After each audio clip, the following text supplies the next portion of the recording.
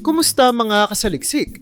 Sa malawak na mundo ng pangingisda, may mga huli na hindi lang basta malalaki, kundi tunay na kahanga-hanga, nakagugulat, at minsan ay mahirap paniwalaan. Mula sa isang sinaunang halimaw ng dagat na nabuhay sa loob ng 2 siglo, hanggang sa isang dambuhalang striped bass na nagbigay ng bagong world record, ating balikan ang 10 pinakamalalaking huli sa kasaysayan ng pangingisda. Kaya kung handa ka na, simulan na natin. Number 10, Greenland Shark. Sa malalamig na tubig ng Greenland, isang napakabihirang pagkakataon ang naganap noong 2014 nang mahuli ni Joel Abrahamson ang isang dambuhalang Greenland Shark. Hindi ito isang pangkaraniwang laban. Tumagal siya ng 1 oras at kalahati bago tuluyang napagod ang halimaw ng dagat. Ang pating na ito ay may haba na 15 feet at may bigat na 1,200 pounds. Ngunit ang mas kamangha-mangha pa ay ang edad nito. Tinatayang nasa 200 years old na ito. Mas matanda pa sa karamihan ng mga bansa sa mundo. Ang Greenland Shark ay isa sa pinakamahabang nabubuhay na hayop sa planeta na maaaring umabot ng higit sa 400 years. Dahil sa kanilang mabagal na paglaki at paninirahan sa kailaliman, bihira silang makita ng mga mangingisda. Kaya't ang tagumpay ni Abrahamson ay hindi lang isang malaking huli. Isa itong pambihirang sandali sa kasaysayan ng pangingisda. Ang paghuli sa isang nilalang na napakatagal ng umiiral ay nagbibigay sa atin ng ideya kung gaano pa karaming misteryo ang nananatiling hindi pa natutuklasan sa kailaliman ng karagatan. Number 9, Higanteng Tuna. Noong ika-20th ng Pebrero 2014, isang matinding laban ang pinagdaanan ni Donna Pasco nang sumabak siya sa mahigit 4 na oras na pakikibaka laban sa isang dambuhalang Pacific Bluefin Tuna. Hindi lang ito isang ordinaryong tuna. Ang higanting isdang ito ay may bigat na 411.6 kilograms. Dahilan upang makuha ni Pasco ang world record bilang pinakamalaking isdang nahuli ng isang babaeng mangingisda sa New Zealand. Ang laki at lakas ng isdang ito ay naging isang tunay na pagsubok ng kanyang pisikal na kakayahan at tiyaga. Ngunit sa huli, nanaig ang kanyang determinasyon. Mas lalo pang naging kamangha-mangha ang kanyang kwento nang 3 taon matapos ang kanyang unang record. Sa parehong petsa, muli siyang nakahuli ng isa pang dambuhalang isda, isang marlin na may bigat na 420 kilograms. Ang hindi kapani-paniwalang pagkakataong ito ay tila isang palatandaan na ang ika-28 ng Pebrero ay isang swerteng araw para kay Pasco. Ang kanyang kahanga-hangang kasanayan at dedikasyon sa pangingisda ay nagbigay sa kanya ng pandaigdigang pagkilala at nagsilbing inspirasyon sa maraming nagnanais sumubok sa larangang ito. Number 8, Giant Siamese Carp. Sa mundo ng pangingisda, ang paghuli ng isang isdang doble, ang laki ng karaniwan ay isa ng malaking tagumpay. Ngunit paano kung ang nahuli mo ay higit pa sa triple ang normal na bigat nito? Iyan mismo ang nangyari sa isang grupo ng mga mangingisda sa Thailand nang mahuli nila ang isang napakalaking giant Siamese carp na tumimbang ng 100 kilograms. Karaniwan, ang pinakamalalaking Siamese carp ay umaabot lamang ng 40 to 50 kilograms. Kaya't ang kanilang nahuli ay maituturing na isang tunay na higante. Ang Siamese carp ay isa sa pinakamalalaking freshwater fish sa mundo. Ngunit bihirang makakita ng ganitong kalaking specimen. Sa katunayan, maraming eksperto ang naniniwala na ang kanilang populasyon ay unti-unting bumababa dahil sa overfishing at pagkasira ng kanilang natural na tirahan.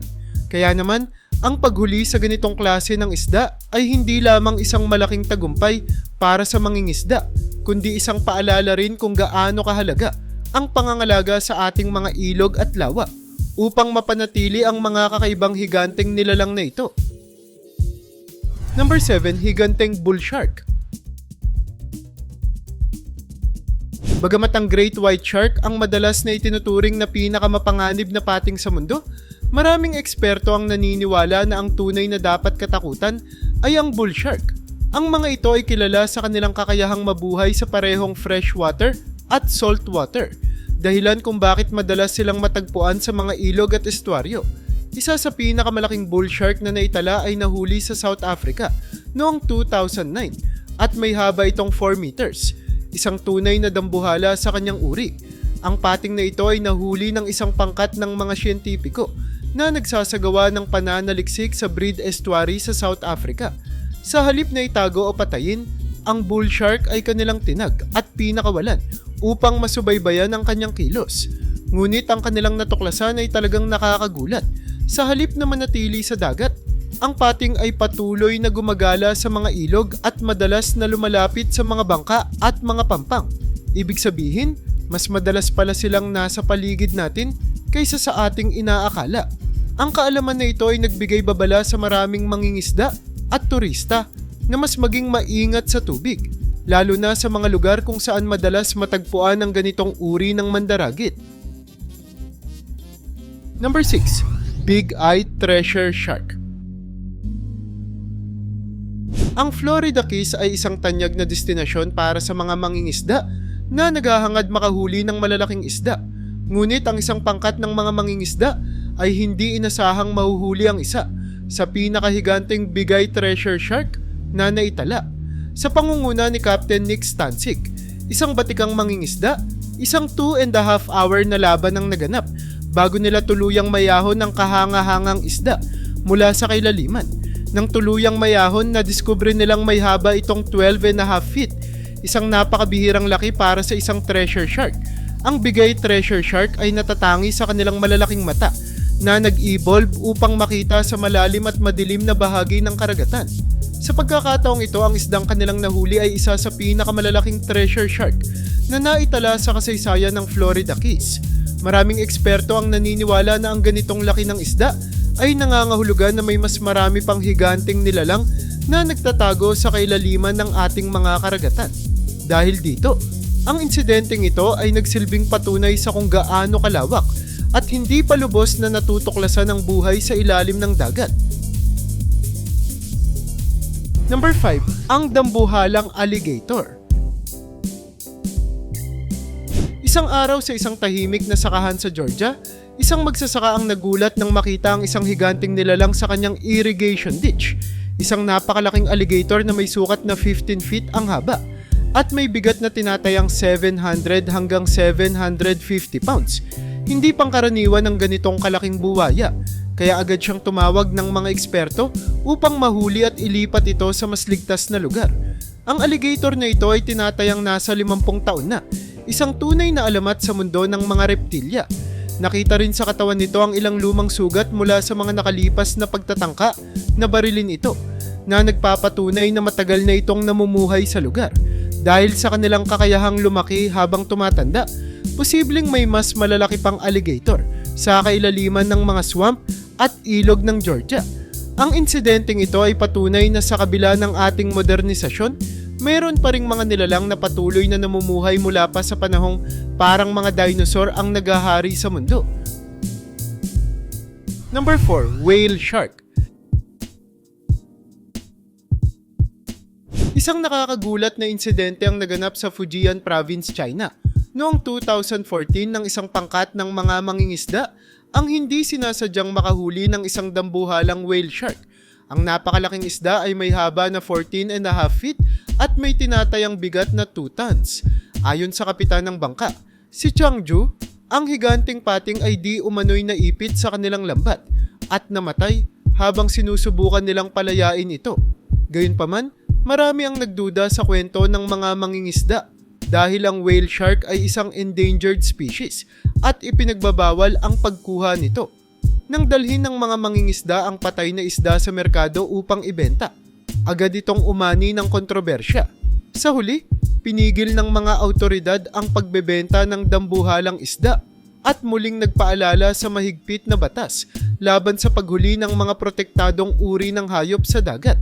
Ang insidenteng ito ay nagsilbing babala na kahit gaano pa kalaki ang isang nilalang sa karagatan, ito ay maaari pa ring maging biktima ng mga tao. Number 3. Tiger shark. Sa matinding alon ng karagatan sa Australia, madalas na may mga ulat tungkol sa mga malalaking pating. Ngunit noong 2015, Isang kwento ang lumutang sa internet tungkol sa isang mangingisdang nakahuli ng isang napakalaking tiger shark. Ayon sa kanya, ang pating na ito ay lumitaw mula sa kailaliman at nilamon ng isang hammerhead shark na kanyang hinuhuli. Ang higanting tiger shark ay may haba na 5 meters. Isa sa pinakamalalaking tiger shark na naitala sa kasaysayan. Ang tiger shark ay ikalawa lamang sa great white shark pagdating sa bilang ng mga pag-atake sa tao. Ngunit mas nakakatakot ang kanilang reputasyon dahil sa kanilang pagiging agresibo at pagiging scavenger. Madalas nilang kinakain ang anumang makita, mula sa mga isda at pagong hanggang sa mga basura at metal na bagay na napupunta sa dagat. Sa kabila ng kanilang delikadong reputasyon, sila ay unti-unting nagiging endangered dahil sa labis na pangingisda. Ang ganitong kalaking isda ay nagpapakita ng tunay na kalikasan ng ating karagatan. Maraming misteryo ang nananatili sa kailaliman at maaaring may mas malalaking pating pa ang naghihintay na matuklasan. Number 2, Giant Stingray. Sa mga ilog ng Thailand, isang napakabihirang higante ang natagpuan noong 2009. Isang dambuhalang giant freshwater stingray na tinatayang may bigat na 450 kilograms. Ang isdang ito ay nahuli ng isang pangkat ng mga eksperto sa pangunguna ng National Geographic sa isang ekspedisyon upang pag-aralan ang mga pinakamalalaking freshwater species sa mundo. Ang stingray ay may sukat na 6.6 feet ang lapad at 6.9 feet ang haba. Ngunit ayon sa mga mananaliksik, posibleng mas mahaba pa ito kung hindi nawala ang buntot nito. Ang giant stingray ay isa sa mga pinakamisteryosong freshwater species dahil bihira itong makita at mahirap pag-aralan. Kilala ang mga ito sa kanilang kakayahang magtago sa putik sa ilalim ng ilog, dahilan kung bakit bihira silang mahuli kahit sa mga lugar na pinaniniwala ang tinitirhan nila. Ang paghuli sa ganitong kalaking stingray ay hindi lamang isang pambihirang tagumpay sa larangan ng pangingisda, kundi isang patunay rin na marami pang hindi natutuklasang mga higanteng nilalang sa ating mga ilog at lawa. Number 1, ang higanteng striped bass. Sa mundo ng pangingisda, ang striped bass ay isa sa mga pinakapinapahalagahang huli, lalo na sa North America. Ngunit noong 2011, isang hindi kapani-paniwalang record ang naitala ng mahuli ni Gregory Myerson, ang pinakamalaking striped bass sa kasaysayan. Ang isdang ito ay may bigat na almost 82 pounds at may haba na 54 inches. Isang tunay na dambuhalang bass na nagbigay kay Myerson ng world record.